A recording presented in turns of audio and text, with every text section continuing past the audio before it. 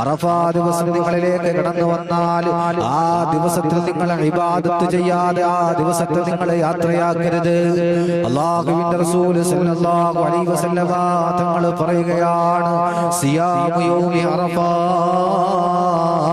അറഫാ ദിവസം ആരെങ്കിലും ഒരാൾ നോമ്പെടുത്താൽ, അല്ലാഹുവിന് വേണ്ടി ആരെങ്കിലും ഒരാൾ വ്രതമനുഷ്ഠിച്ചാൽ, അല്ലാഹു അവന്റെ കഴിഞ്ഞുപോയ ഒരു വർഷത്തെ പാപങ്ങളും അവന്റെ വരാനിരിക്കുന്ന ഒരു വർഷത്തെ പാപങ്ങളും അല്ലാഹു പുറത്തു കൊടുക്കുമെന്ന് ആദരവായ പ്രവാചകൻ നബി മുഹമ്മദ് മുസ്തഫ. അതാണ് അറഫാ ദിവസത്തിന്റെ ആ നോമ്പിന്റെ മഹത്വം എന്ന് പറയുന്നത്.